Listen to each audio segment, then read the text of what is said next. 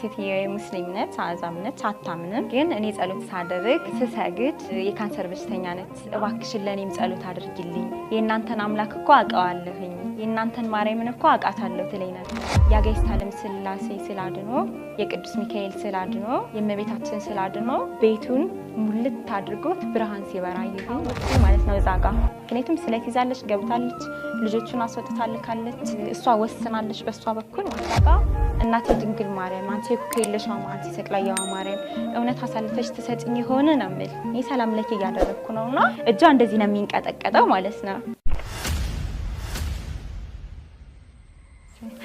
እንግዲህ መቤቴ ለኔ ብዙ ነገር አድርጋልኛለችና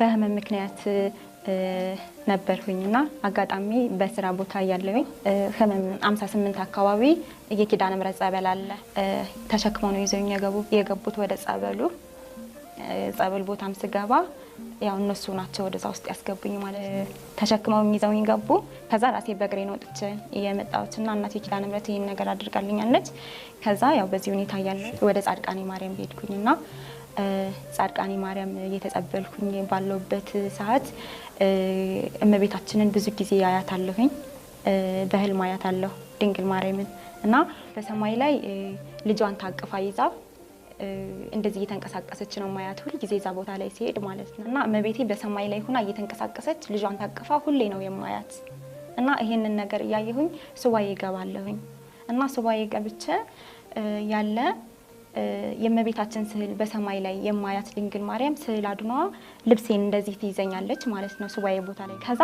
ነይ ተከተይኝ እያለች እያንዳንዱን ነገር ታሳየኛለች ማለት ነው እና በዛ ሰዓት ያው ብዙ አይገባኝም እና በዛ ሰዓት እንደዛው ያለሁኝ ባለው ሰዓት ጸበል ተጸብዬ ጸበሉ ቦታ ላይ ቁጭ ብዬ በነበርኩኝ ሰዓት አንድ እህታችን ትመጣለች ወደኔ ከዛ ቀጥታ እንደዚህ ያያስና ፊት ለፊት መጣና ሰላም እህቴ እንዴት ነሽ ትለኛለች እግዚአብሔር ይመስገን ደህና እላታለሁና እኔ ወዳንቺ የመጣሁኝ እመቤቴ ልካይ ነው እና ላናገርሽ ፈልጋለሁ ትለኛለች ማለት ነው በዛ ሰዓት ደነገጥኩኝ እንደዛ ስትለኝና ጠየቅኳትኝ እኔ ከምርሽ ነው እውነትሽ ነው የሚል አይነት ጥያቄ ነው የጠየቅኳትኝ አዎ እውነቴን ነው ትናንትና ነው ከውጭ የመጣሁኝ እና አንቺን ላገኝሽ ፈልጌ ነው የመጣሁት ትለኛለች ማለት ነው እሺ ብዬ ተነጋገርን ሄድን ወደ ገዳሙ ሄድን ከዛ በኋላ ኤልሻን ራሄል እመቤቴ ነች ወዳንቺ የላከችኝ ትናንትና ገባው ከቤተሰብ ጋርም አልተገናኘሁም ስለዚህ ወደ ውጭ ትሄጃለሽ አለችኝ ማለት ያለውን ነገር ነገረችኝ እኔ ያመኛል መሄድ አልችልም አልኳትኝ አይ ይሄ እመቤቴ ፍቃድ ነው ትሄጃለሽ አለችኝ እዛ ቦታ ላይ 3 ቀን አብረኝ ቆይት ከዛ ወደ አዲስ አበባ መጣን ፓስፖርቱን አወጣችልኝ ከዛ ፓስፖርቱ ተወጣ ምናምን እንትን አለችኝ አይ ኩከይለሽ ማርያም ይሄዳለው አልኳትኝ እስከ ድረስ ኩከይለሽ ማርያም ይሄዳለው ከዛ ተመልሼ ወደ ኩከይለሽ ማርያም መጣሁኝና ኩከይለሽ ማርያም ቀጥታ ሱባኤ ነው የገባሁትኝ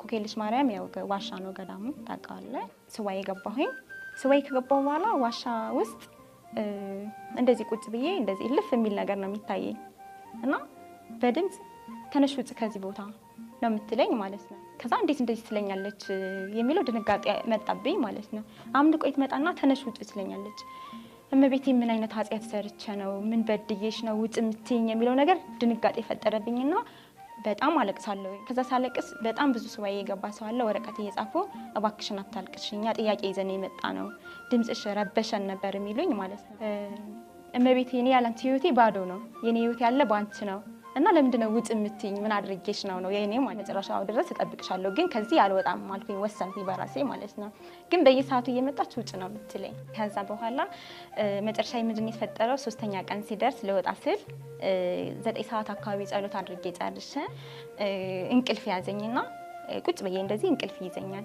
ከዛ በኋላ ራሷ ሴቷ ትመጣና ይሄን እጄ እንደዚህ ተሰነጥቀዋለች ከዛ በኋላ እጄን እያልኩኝ ስጮህ ዛጋ ሱባኤ ቤት አትረብሽን ሲሉ የነበሩ ሰዎች አሁንስ አበዛችሁ ይሉና ሁሉም ዱላ ይዘው እሷን ያባረሯታል ማለት ነው ከዛ ሲያባረሯት መጨረሻ ላይ በጣም ብዙ ቤት ጎጆ ቤቶች አሉ የተሰሩ እዛ ጎጆ ቤት ጋር አንድ ትልቅ ሽማግሌ ሰውዬና ትልቅዬ ሴትዮ እዛ ጋር ቁጭ ብለዋል እንደዚህ ዱላ ነገር ይዘው ማለት ነው ከዛ በዛ ቤቶች ትጠፋባቸዋለች ትሄድና ከዛ የሄዱና እነዛን ሰዎች ሲጠይቋቸው አይ እኛ አላየናትም ወዴት እንደሄደች ይሏቸዋል ይሄን ምላሽ ሲሰጧቸው እነዛ ሰዎች ይመለሳሉ የኔ ግጥም ይላል እኔ ብንን ምስል ህልም ነው ማለት ነው ኪዳን ከገባ በኋላ ኮከየለሽ ማርያም ልክ እንደዚህ መግቢያው ጋር አንድ ትልቅ አባት አሉ፣ መነኩሴ አባት አፋቸውን ያዝ የሚያደርጋቸው አባት አሉና እሳቸውን አናገርኳቸው። አይ ልጅ አሉኝ፣ ጎበዝ እንኳንም አልወጣሽ፣ ይሄ እኮ አጋንንት ነው እና ሊያስወጣሽ ነበር አሉኝ። እሺ ብዬ ከዛ የዛንኑ ቀን ከዛ ገዳም ልወጣ ነበረ ፕሮግራሜ። ከዛ ልወጣ ስል ልጆቹ ዛሬ ከሱባኤ ወጥተሽ እንዴት ትሄጃለሽ አትሄጂ አሉኝ። ከዛ እሺ ብዬ ስውል ከ10 ሰዓት አካባቢ ይሄን ፊቴን ያቃጥለኛል እንደ እሳት፣ እንደዛው ይሄ አይኔ አይታይም፣ በዚህ በብጠቱ ተሸፈነ ማለት ነው። ከዛ በሁለተኛ ቀኑ የዚህ ጋር መግል ነው የያዘ ፊቴ ላይ እዚህ ጋር ማለት ነው። ከዛ ያው ፊቴ ያበጠ ይሄ አይኔን ማየት አልችልም፣ ያ መግሉ ፈሰሰ። ይሄ እዚህ ጋር ያለው መግል የሰራው ነገር ፈነዳና መግሉ ፈሰሰ ማለት ነው። እና ያንን ቀን በወጣ ኑሮ እማምላክ ምናልባት የምታደርግልኝ ነገር ሊቀይር ነበረ። እመቤቴ ፈቃዷ ሆኖ አደርኩኝ፣ ይሄ ነገር ተፈጠረ ማለት ነው። ከዛ መጣሁ አዲስ አበባ። 1 ቀን 2 ቀን አልቆየሁም። ከነ ቁስለቴ ነው ወደ አዲስ አበባ የተመለስኩት። አዲስ አበባ ተመልሼ 2 ቀን አልቆየሁም። ተሎ ነው ቪዛው ይመጣልኝ እና በአጭር ጊዜ ውስጥ ነው ሁሉ ነገር እንትን ያለ እና ሄድኩኝ ሊባኖሳው ሄድኩኝ። ተቀበሉኝ፣ ሄድኩኝ፣ ቤት ገባሁ። እንደገባሁ ቀጥታ ወደ ስራ ነው ያስገቡኝ። ሌላ ነገር ነበር የጠበቅኩት፣ አልጠበቅኩም እንደዛ አይነት ነገር። የጻድቃኒ ማርያምን ስላድነው ይዣለሁ፣ የኮከየለሽ ማርያምን እምነት ይዣለሁ፣ የሰማዕቷ ቅድስት አርሴማ ስላድነው ይዣለሁ። የጸሎት መጻፌን ያው እንትን አወጣኝ። ከዚህ የወሰድኩትን ሻንጣ ራሱ አስቀመጠችው ማለት ነው። ከዛ በኋላ ምንም አይነት ጊዜ የለኝም፣ የሚቀመጥበት ጊዜ የለኝም። ከባድ የሆነ ነገር ነው ያጋጠመኝ። ጸሎት አደርጋለሁኝ እየተንቀሳቀስኩኝ አባታችን ሆይ እላለሁ። እምተኛበትን ጊዜ አላውቀውም። በጣም ከበደኝ በጣም እና ከዛም የከበደኝ ደግሞ ምግቡ ነው። ምግብ መብላት አልቻልኩኝም እና ቤት ውስጥ ካሜራ አለ፣ በካሜራ ትቆጣጠራለች ሴትዮዋ። እዛ ጋ አንስቶ ለመጠቀም ከባድ ነበር ለኔ። ትንሽ ያው ህመምም አለብኝ፣ ለኔ ከባድ ነው የሆነብኝ እና ከዛ በኋላ ጸልያለሁ። መጨረሻ ላይ ወደ ቢሮ ወሰዱኝ ያልኳቸው ማለት ነው። ሴትዮዋ ፈቃደኛ አይደለችም፣ እምቢ አለችኝ። መስራት እንድትሰሪ ይፈልጋለሁ፣ ትሰሪያለሽ ነው ያለችኝ ማለት ነው። እኔ ደግሞ ከአቅሜ በላይ ነው፣ መሄድ ፈልጋለሁ አልኳት። ከዛ በኋላ እንዲያውም ጫናውን አበዛችብኝና ከዛ መደወል አለብሽ ብዬ እንትን ስላት ደወለችልኝ ቢሮና አናገርኳቸውኝ። ኢትዮጵያው ያለች አናገረች እና ያለውን ችግር ነገርኳቸው። በተወሰነ መንገድ ትንሽዬ ነገር ተሻሻለልኝ ማለት ነው። የምተኛበት ጊዜ ምግብ በቀን አንዴ የተወሰነ ነገር ህብዝ የሚባል አለ፣ እሱን በሆነ ነገር ጠቅልለው ይሰጡኛል። እሱን እቀምሳለሁኝ ማለት ነው። ከዛ እንደዛም ሆኖ አልቻልኩም። ቤት ውስጥ 8 ሰው ነው ያለው። ቤቱ በጣም ትልቅ ቤት ነው። ከበደኝ ለኔ ማለት ነው እና ከዛ በኋላ ያው ጸሎቴን ግን አላቋርጥም። ከዛ መጨረሻ ላይ መሄድ አለብኝ ብዬ ሰወስን ምንድነው ያደረገችው ሴትዮዋ? ልጆቹን ሁሉንም ወደ ስራ ቦታ ሰደደቻቸውና እኔን ለመግደል ወሰነች ማለት ነው። እና ምንድነው ያደረገችው? ሽንት ቤት ነው ይዛኝ ሄደች ማለት ነው። ከዛ ሽንት ቤት ይዛኝ ሄደችና ቢላ ይዛለችና ሽንት ቤት ገባ። እኔ ውስጥ ነኝ ያለሁት፣ እሷ እንደዚህ ወጣ ብላለች፣ ስለት ይዛለች። ከዛ እሷ ታወራለች፣ ትሳደባለች፣ ብዙ ነገር ትላለች። ከዛ እኔ አባታችን ሆይ ያልኩኝ እናታችን ማርያም ሆይ ሰላም ላንቺ ይሁን ነው የምለው እኔ ማለት ነው። እና እንደዚህ ስል እሷ ምንድነው የምታወሪ ምንድነው የምትይ ነው የምትል ማለት ነው። እና አፍሽን ዝጊ ምናምን ነገር ትላለች፣ በጣም ትናገራለች።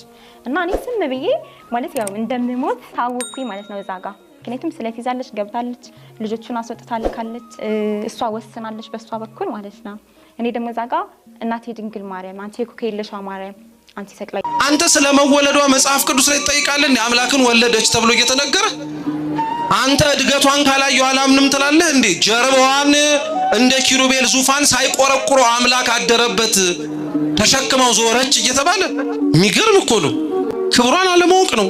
የሌላውስ እሺ ክብሯን ባያውቀው አይገርምም። የኛዎቹ ግን በጣም ይደንቃል። እኛ ክብሯን አለማወቋን ጠንቅቀን እስኪ እንደው ታሪካቸው ተወለዱ፣ አደጉ፣ ኮተኮቱ፣ ወጡ፣ ወረዱ ተብሎ በዛው አምላክን ጸንሷል የሚል ሌላ ሰው ታሪክ ታውቃላችሁ? እና እንዴት ነው አምላክን መጽነስ የቀለለብን ወገን? እንዴት ነው አምላክን በድንግልና መውለድ ዝቅ ያለብን? ኧረ ተው፣ ክብሯን እንወቀው እንጂ እማትሉበት አናውላት። ክብሯን ጠንቅቆ የሚያውቅ ሰው ጉንጭ አልፋ ንግግር ውስጥ ራሱ አይገባ።